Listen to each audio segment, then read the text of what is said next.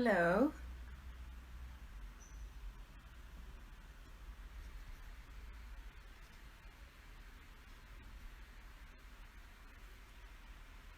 Welcome. I just wanted to pin the title of the book we're reading today. Hello.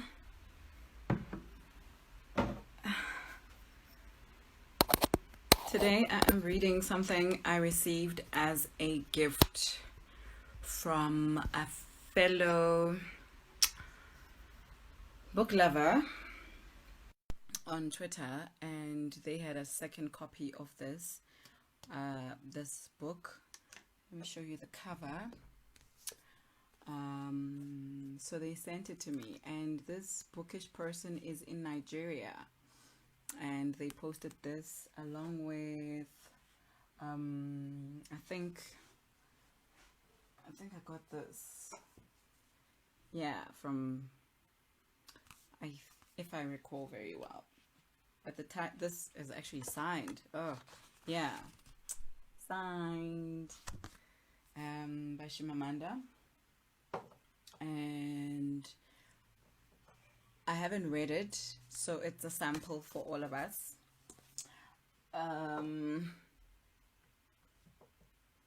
I don't even know what happened, but I chose this because this person had a long list of books that they had as extras upon checking the bookcase, and then they realized that. But I realized that in following this friend, he actually has a lot of double copies, and then he will give away once in a while, like every 6 months or whatever. But yeah, today I'm reading The Family from Buchi Emecheta. Yeah. Hi everyone that just came in. Let me just read from the back of the book.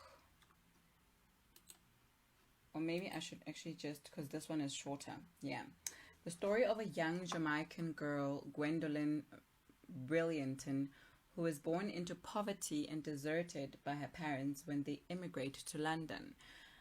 Being reunited with her parents and the siblings she has never met does not end her problems, and she realizes she must fight her family and take control of her own life in order to recover from abuse and take pride in herself. And this book was actually originally published as Gwendolyn. Bushi, I don't know how to say her name. Buchi Emecheta was a Nigerian novelist who has published over 20 books. Her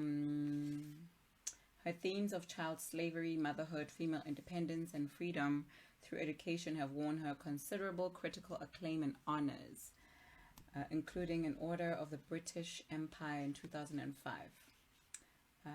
Emecheta once described her stories as stories of the world, where women face the universal problems of poverty and oppression. And yeah, the longer they stay, no matter where they have come from originally, the more the problems become identical. So that is what we're reading today. Let me see. She was born in Ibuza, in Nigeria. Has been living in London since 1962. Okay. So this is a pretty clean, good secondhand. See? Yeah. Okay, I'm gonna read from the contents of. I think they're written as essays, but because it's a novel, the chapters are in essays. So the first one is Parents. Have any of you guys read any of Buchi Emecheta's work? Says here she's author of The Joys of Motherhood. Maybe I'll read what The Joys of Motherhood is about. Yeah.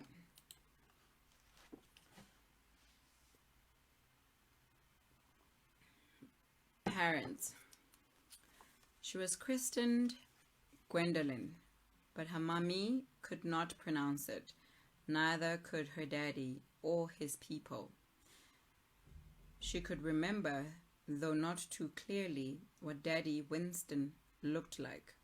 She saw him in her mind's eye the day he left for overseas. She could not recall much before that day. In her memory, that was the day she was born.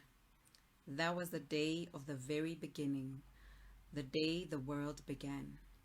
Before then, there had been nothingness and void.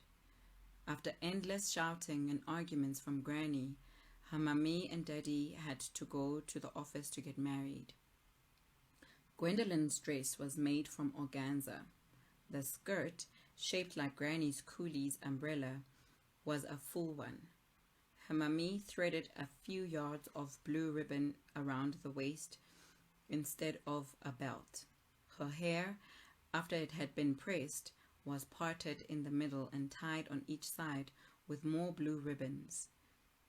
Granny Naomi gave her a small black plastic purse with a string, which she slung across her shoulder. She had a pair of black patent shoes and white cotton ankle socks. Everybody looked at her, smiled, nodded, and then agreed that she did look smart and pretty. They said that she was a lucky girl. Some said, "You'll go to England and join your daddy soon, girl." And then they'd touch her cheeks or gently pull her hair. But Johnny always touched her thighs. Gwendolyn had smiled happily, her brown and white eyes dilating translucently in childish pleasure. She had no idea where or what England was, but she sensed that her daddy's people, who lived down in Kingston and who were so incredibly sophisticated because they all wore white gloves, thought it a good place. All she knew was that England was responsible for her mummy marrying her daddy in the office that very morning and making her mummy cry all through the arguments and laughter. It was all terribly confusing then, because one minute they said it was a good place to go, and it was good that her daddy was going, and that since her daddy was going, he had to go to the office and marry her mummy because it was not nice for her mummy and daddy to be stuck up. Next minute, her granny Naomi was shouting and her mummy crying.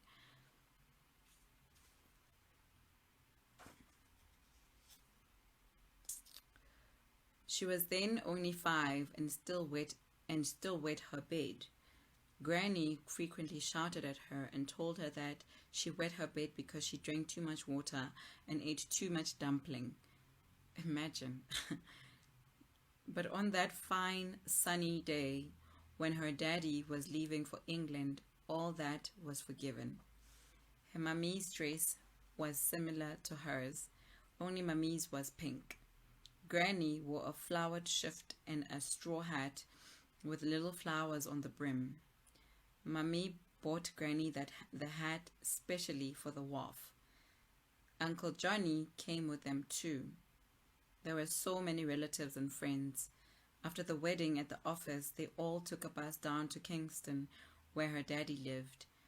Gwendolyn had not known or seen her daddy all that much, because mostly he worked on the ships way down Kingston.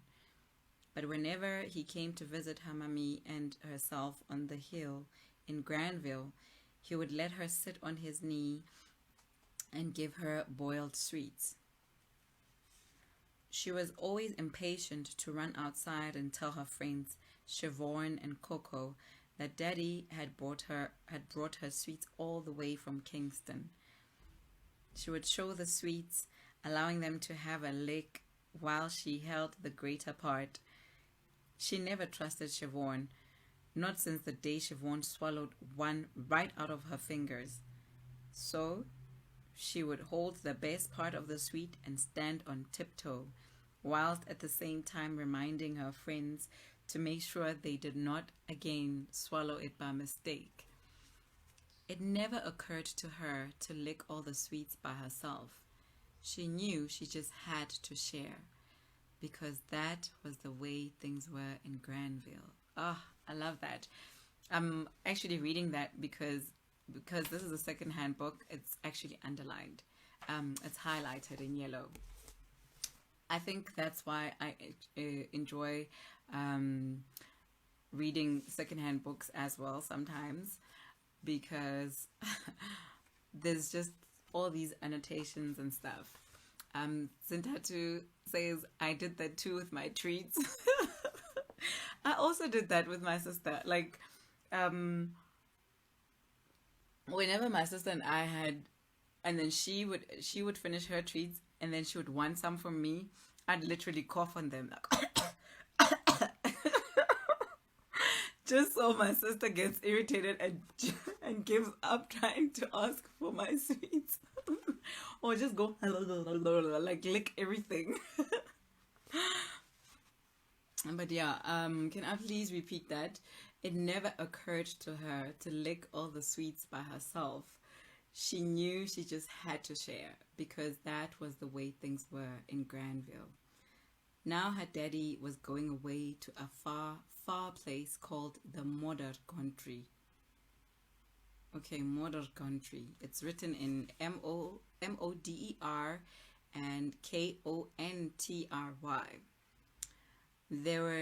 There were too many people and it was too hot. Uncle Johnny, who came in his smart church clothes with stripes, held her by the hand. Mummy was busy crying and Granny busy telling her daddy off. All the others seemed to be talking and laughing. They all had so much to say in excited voices. At the wharf, there were different colored dresses, suits, and hats, and more people than Gwendolyn had ever seen in their church in Granville. Once in a while, Uncle Johnny would ask her, "You all right, girl?" And she would nod that she was okay. He would smile at her, displaying his golden tooth. Sometimes Uncle Johnny would smile at Granny Naomi too. Once she had caught them winking at each other. At other times, he grinned hugely at Gwendolyn and called her Smart Junie Junie. Soon it was time for Daddy to go. There was a great deal of rushing and pushing. Then her daddy remembered her, lifted her up for a goodbye kiss. Gwendolyn touched his face. He had a lot of flesh and his head was soft. Her daddy was a big, healthy African, as her mummy used to say. He was really black. He had eyes sunken right into his head. He was tall with very broad shoulders. He was a silent man who stammered whenever he tried to talk rapidly like his friends, so not infrequently he grunted instead. Gwendolyn felt safe. That split second he held her up to say goodbye. But unfortunately, in so doing, he was exposing her legs and knickers because her full skirt was stiff. Mummy saw it, looked horrified, and pulled her down very quickly. Years later, Gwendolyn was unbelievably sorry for her mother's haste. She would have liked to have spent a longer time in saying goodbye to her daddy, because even then she knew that daddies could go away for an awfully long time. Aww. That's also highlighted, by the way.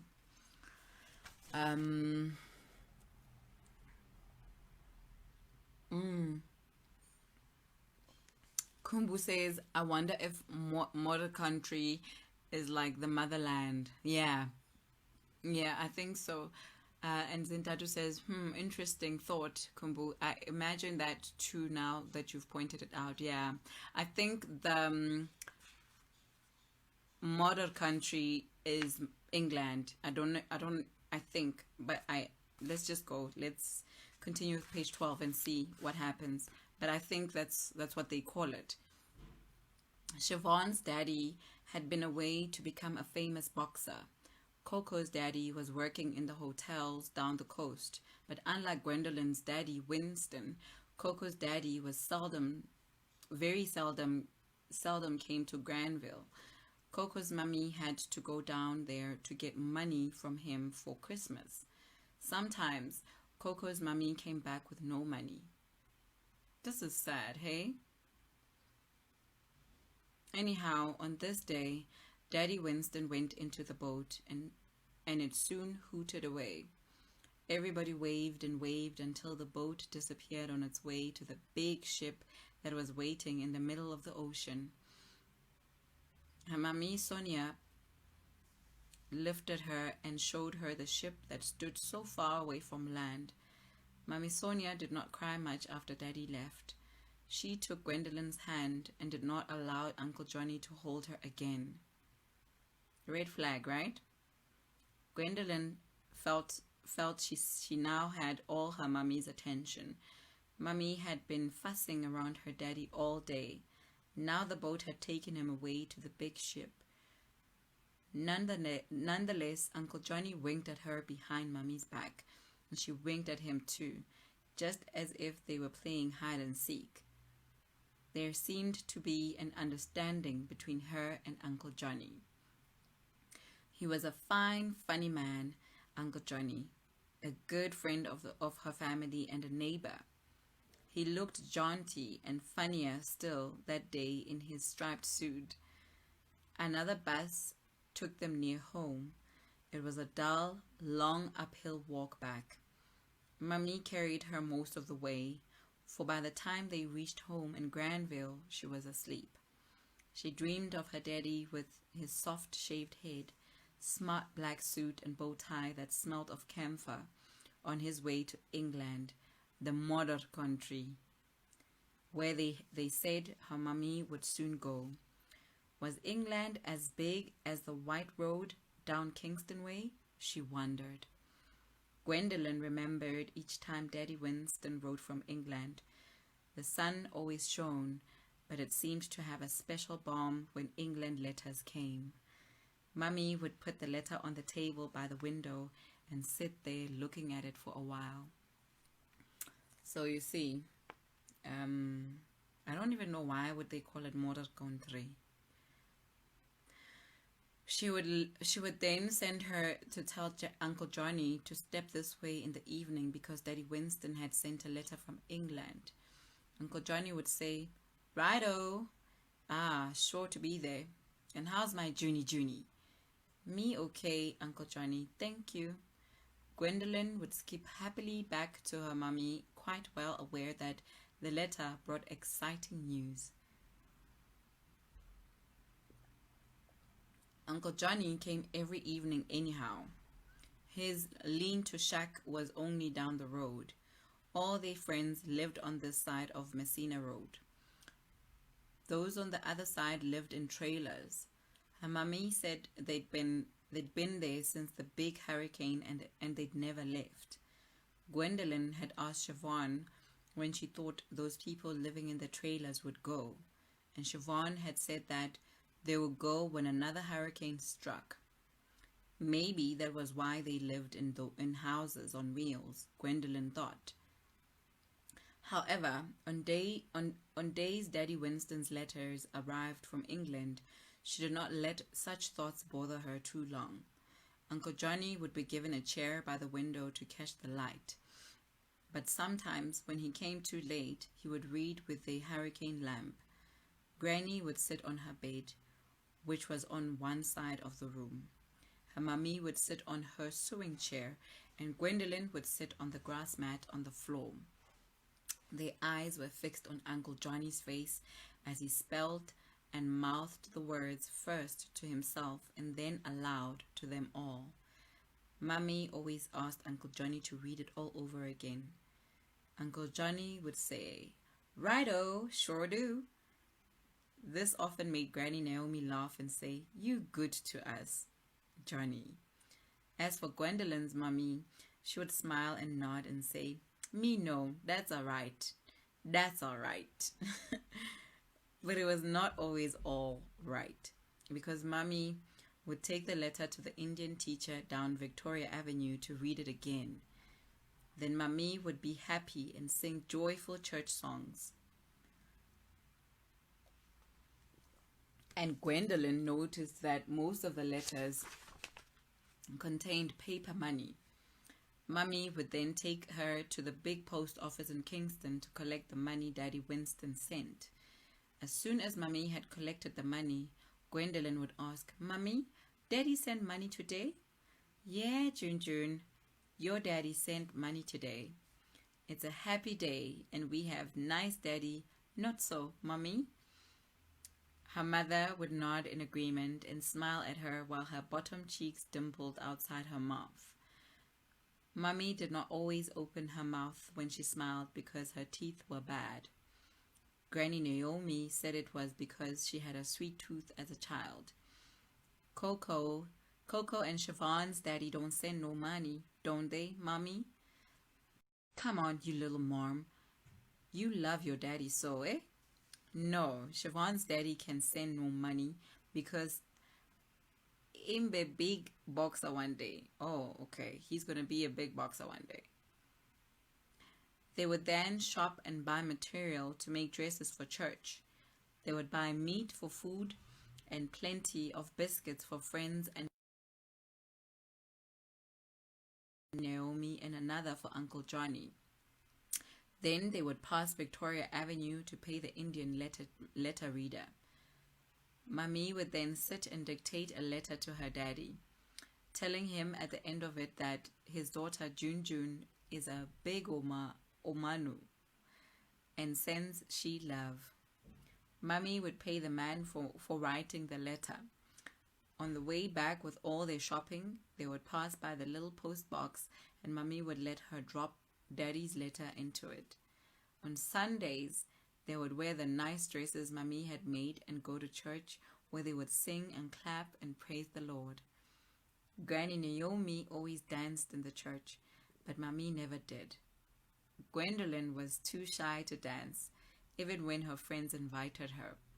But she knew all the words of the songs by heart, and she could really sing.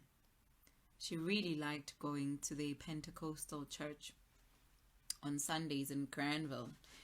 Soon, another letter arrived to say that her mummy was to go and join her daddy Winston. Gwendolyn was quite restless when Uncle Johnny mouthed the words. Why should her mummy go and leave her with Granny Naomi? Why could she not take her along? They said her mummy would send for her. This time was different. She was not so calm about her other parent going. She was even afraid. She did not miss her daddy that much because she had been living with them anyway. He had not been living with them anyway. But she was going to miss her small mummy Sonia. Sonia was a small woman with bow legs. She was very dark too. She had a small head, and this smallness was emphasized by her lack of hair. Her hair was so short that one could see patches of her skull. Half her teeth were broken. They said it was because she ate too much honey and too many sweets. But how could she have resisted eating honey and sweets since her parents collected honey for their living? Mummy told her that Granddaddy Richard used to look very strange in his work gear. He wore a huge straw hat with nets at the rim covering his face before going to the bee hill on the farm. As soon as her mummy was old enough, she too had helped in collecting honey. Mummy Sonia taught Gwendolyn how to remove the wings and bodies of dead bees from the honey, ready for Granny Naomi to process. Hello.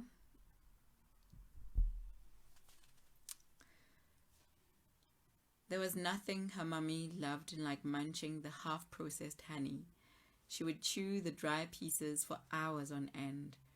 Sometimes she would be so full that she went without her dinner, saying, "Me belly full of honey. Me no want dinner." Granny would raise her gritty voice and tell her that too much honey was bad for her teeth. Mummy would not listen. Also, she favored boiled sweets sold by the coolie woman down the foot of the hill. Coolie. I wonder if that is okay, let me not. She invariably gave Gwendolyn some. Now that her mummy Sonia was going and Granddaddy Richard had died, she was going to be the only one left to help Granny Naomi on the bee farm. She did not like the bees because she knew they could sting. She tried once to stop her mummy from going to England. She pointed out that there were no bees there, so where would she find enough honey to chew, as she was used to in Granville?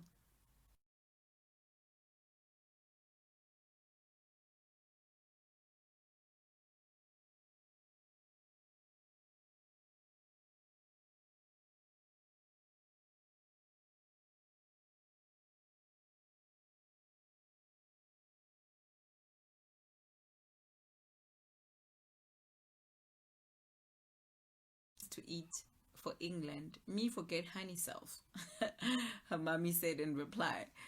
This made Gwendolen shut her mouth and pray that it would not be too long for her parents to send for her. A few days before Mummy left, she busied herself in making her house dresses and church clothes. Gwendolen sat in the corner by their bed, sulking and watching her happy mummy, singing as she sewed. Mummy stopped singing, turned her little head, and asked suddenly, June, you like school? Now what brought that on? Gwendolen thought. First she was going away in a few days. Now she was asking her if she liked school. She'd seen older children go down to school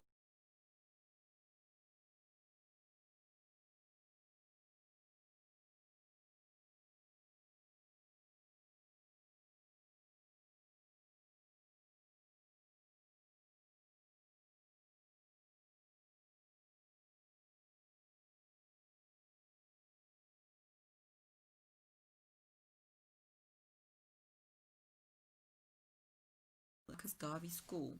Nice school. Siobhan soon start too when her daddy sent money. Siobhan's daddy have no money for sent she. Him going to be a big boxer one day. Sonia laughed, displaying those horrible new teeth again. Children are mean, eh? Gwendolen was more used to her mummy's old teeth. These ones made her look as if she was slipping away from, from her bit by bit. She was becoming a new mummy. First, she was singing and laughing more than usual, and now these new, too white, too many teeth. You're big clever, Oma Noon. You make plenty friends at school. Granny Naomi came in and asked what they were talking about. Granny was sweating. She'd been working in the yard among the chickens, and the sweat poured from under her hair to her face. She removed the scarf on her head, wiped her face with it, sighing all the time. She looked tired but happy. She too was looking forward to her mummy going to the model country. Everybody wanted her mummy to go away. Your granddaughter no like school, Mummy explained. Ho, ho, ho, ho.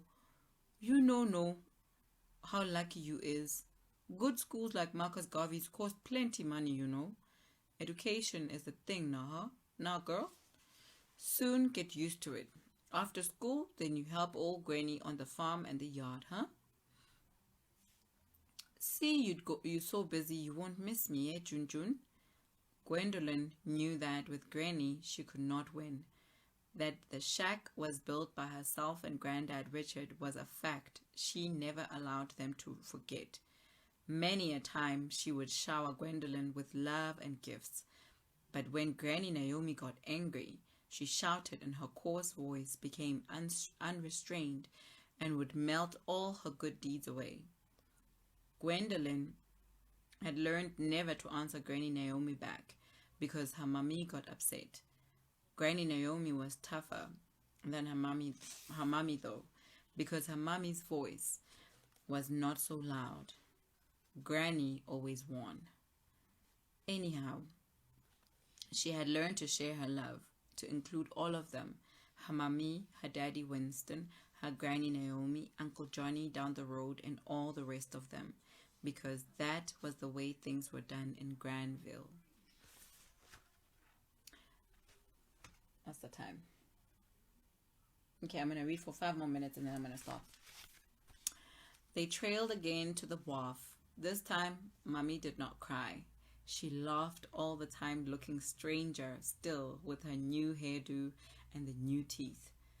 The heels of her new shoes were too high, so she wobbled in them.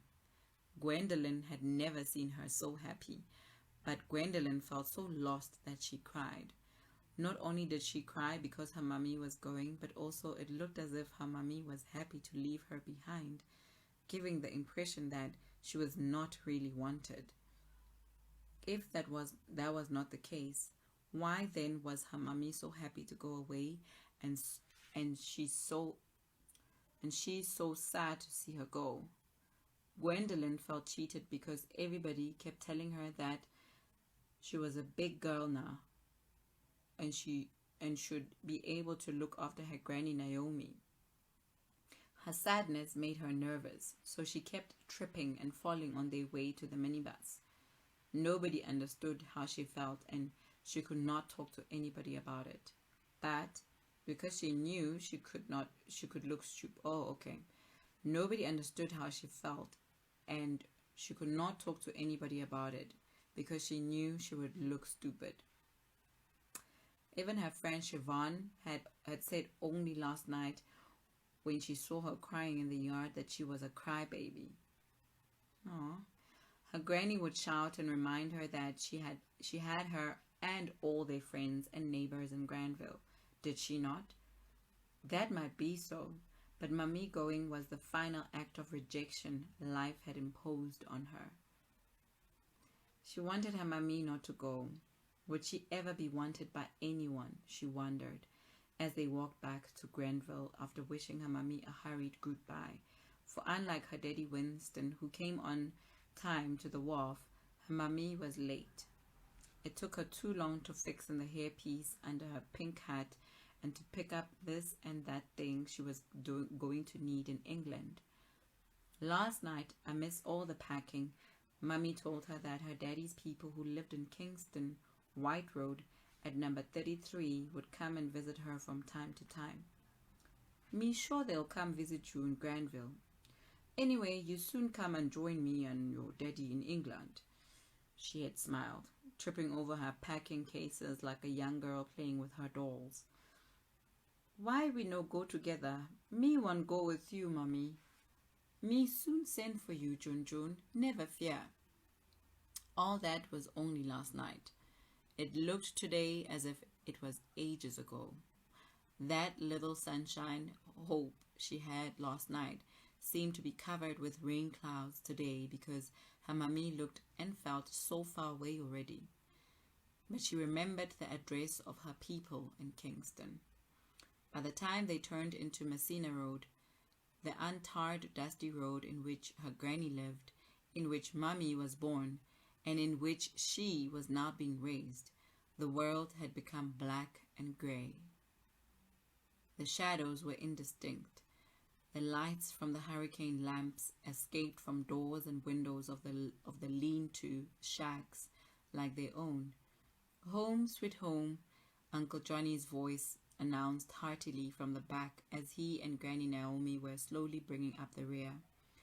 Gwendolyn felt that Uncle Johnny's jocularity was meant to cheer everybody up, but with her he failed dismally. After putting away her clothes in the laundry basket for her and Granny to wash the following day, Gwendolyn crawled into her corner.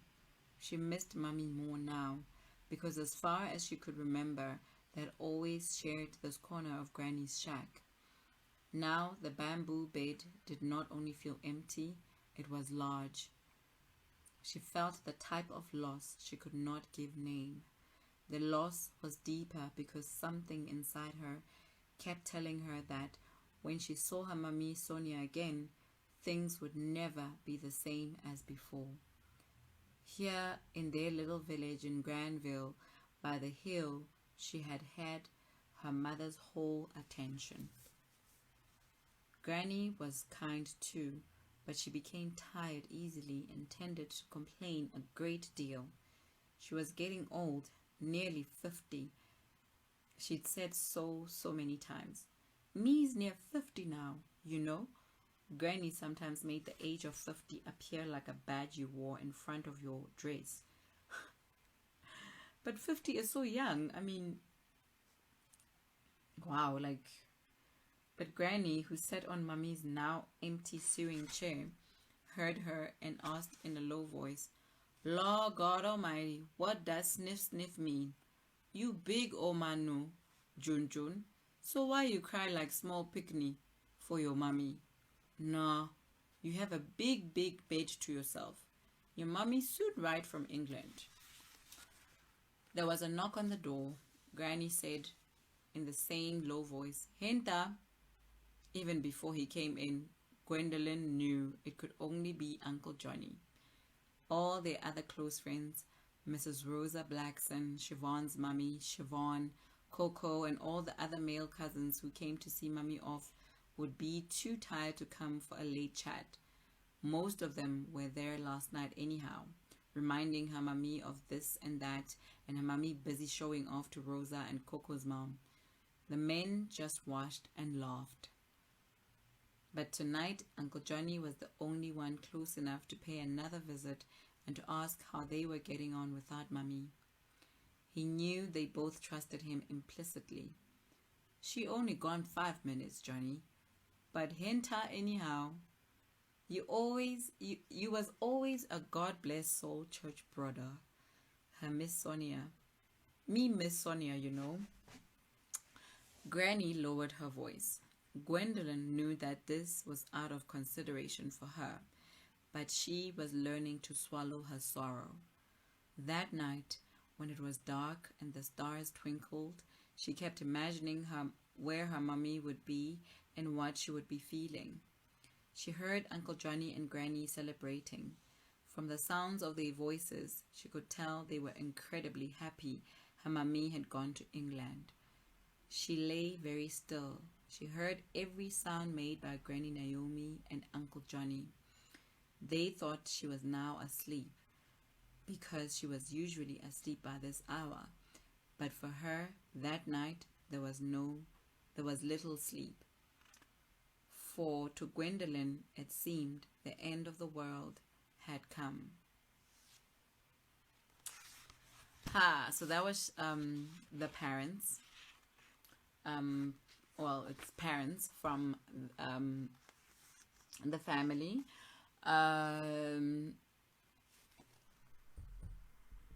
Okay, so Miss Weiner, hello.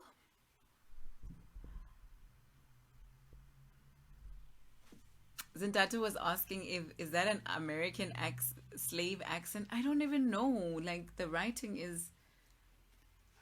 I don't even know what accent that is.